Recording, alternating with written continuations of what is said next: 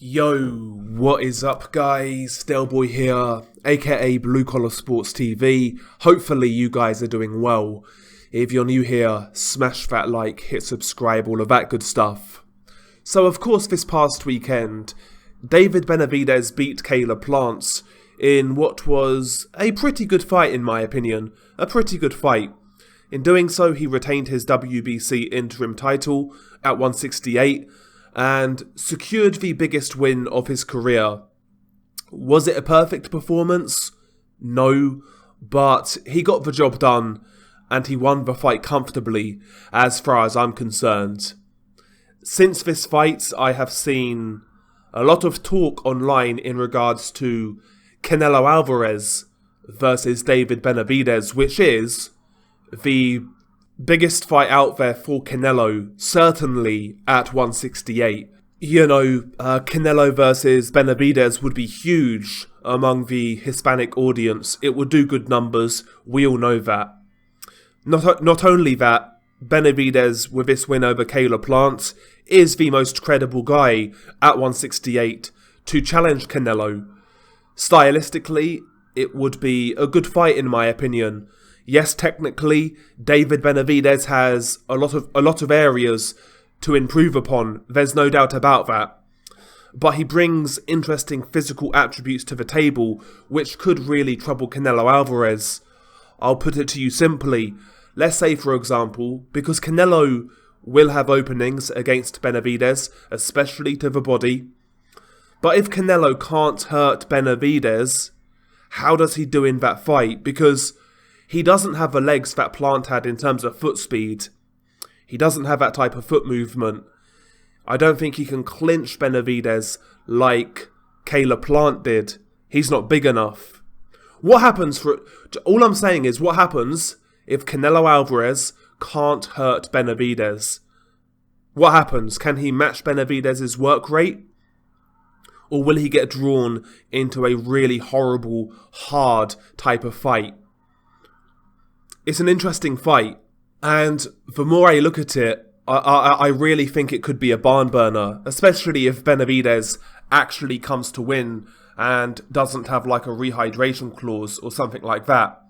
You know, if this fight is legitimate, both guys are coming to win, it is the best fight at 168, bar none. There's no better opponent than Benavidez for Canelo at 168. It's just that simple. In fact, I think people would be far more excited for Benavidez-Canelo than Canelo-Bivol 2. Who really wants to see Canelo-Bivol 2, by the way? Seriously. Unless you're like a super Canelo fanboy, who really wants to see that again? Because the first fight wasn't competitive, really. It was a 9-3 type of fight for Dimitri Bivol, despite what the scorecards say. It was a 9-3 type of fight. To me, it looked like Dimitri Bivol never broke a sweat. He never got out of second gear. In fact, I felt it was quite peculiar that he was never putting it on Canelo in the late rounds, because Canelo was a sitting duck. You know, sitting against the ropes, not doing anything, and Bivol sitting there pity-patting. It wasn't competitive. Bivol looked like he was in sparring partner mode, quite frankly. No interest in seeing it again. Benavidez is far more appealing, in my opinion, and I think in many people's opinion. However, surprise, surprise, I see a lot of people on social media pouring cold water on this potential fight.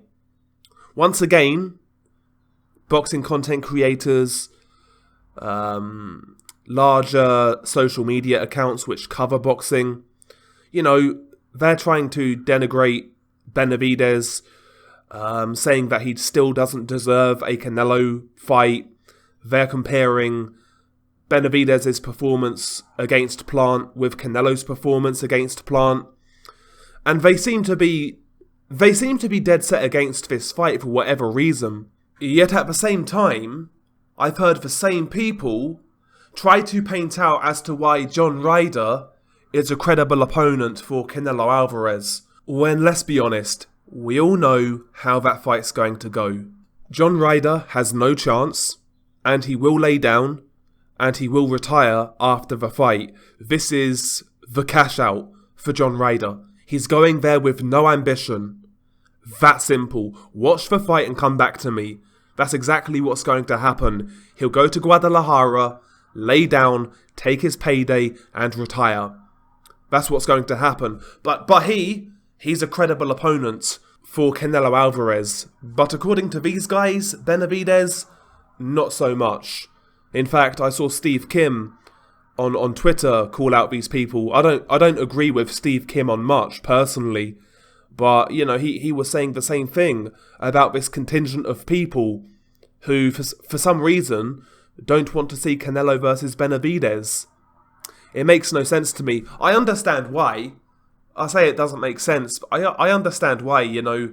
Ultimately, when you're a fanboy of a certain fighter, they would rather see their fighters go through the least resistance possible to ensure their man, who they like, doesn't get beat.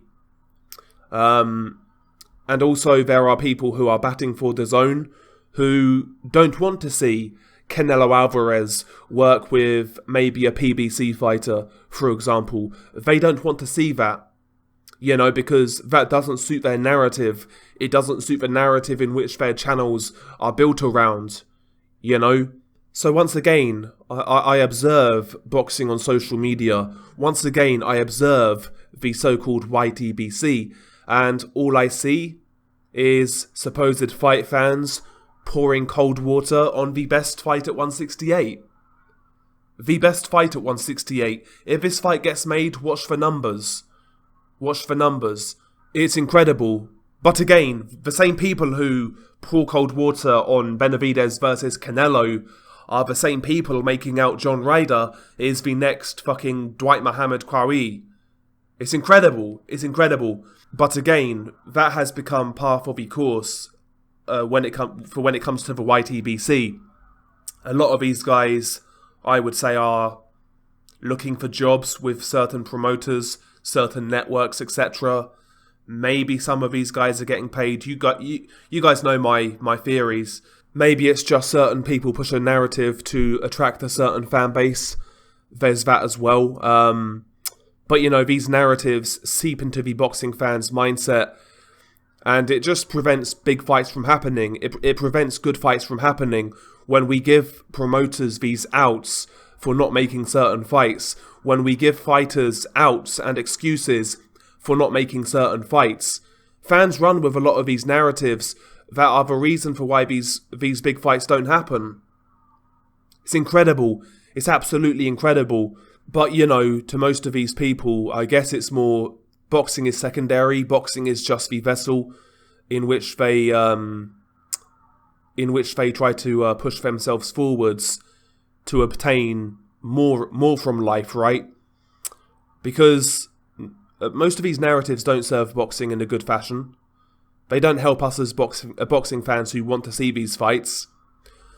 You know, that's all I only talk about boxing because I love boxing. Boxing's my favourite sport. It has been forever now. And that's the only reason I have this channel. I first made this channel because in real life, nobody I know really likes boxing like that. They're super casuals when it comes to boxing. So that's why I made this channel. It was never about the views or anything like that. If it was, I'd fuck this channel off now.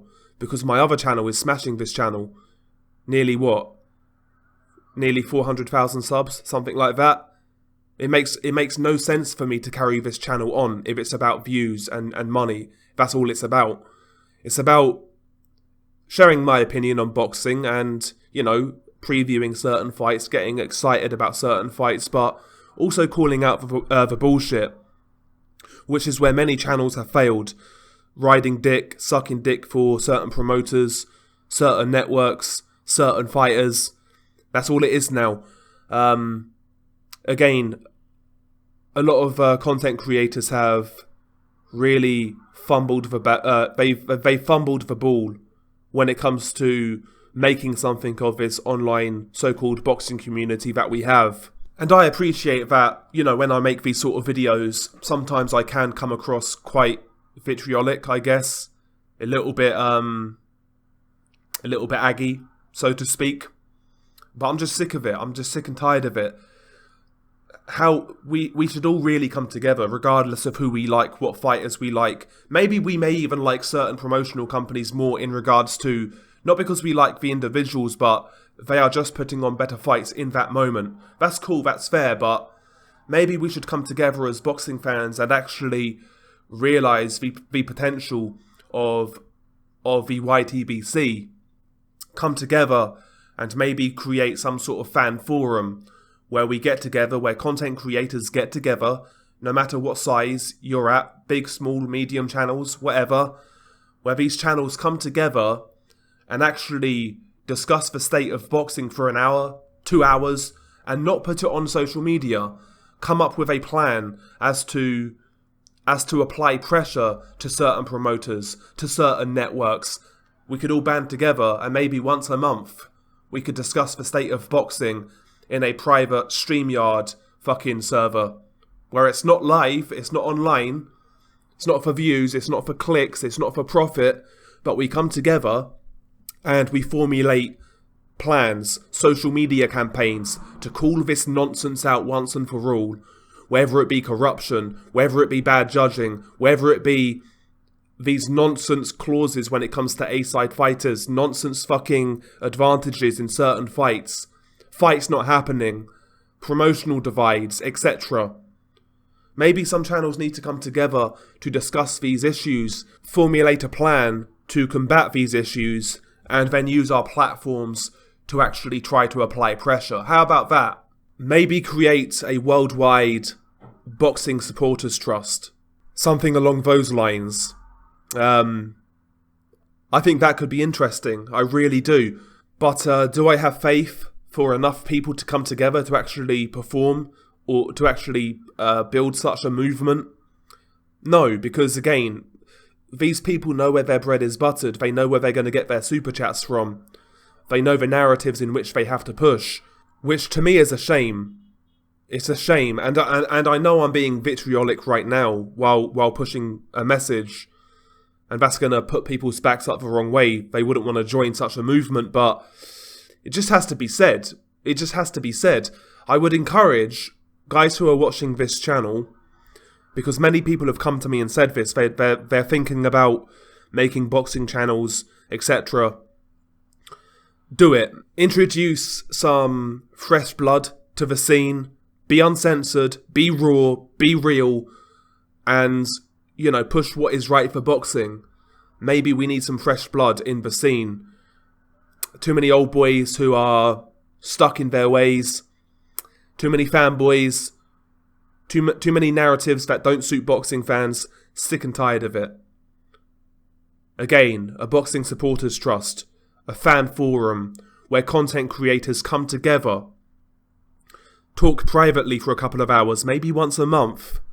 Discuss the state of boxing. And then come up with a plan to maybe create certain social media campaigns that we can push with our channels. Banding together. Calling these people out. You know? Who knows? Maybe it could happen. Maybe it could happen. I'd certainly like it to happen. I would. Because, listen, we are a minute part of the boxing audience. Anybody who makes boxing videos, talks about boxing, more or less is a hardcore boxing fan. And us hardcore boxing fans are the minority when it comes to boxing.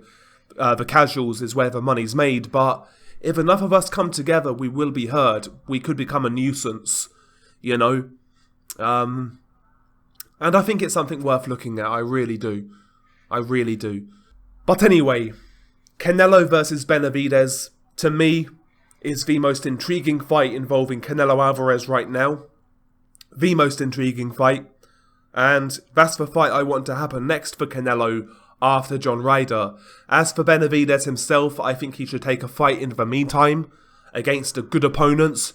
I've heard talks of Demetrius Andrade. Let's get it.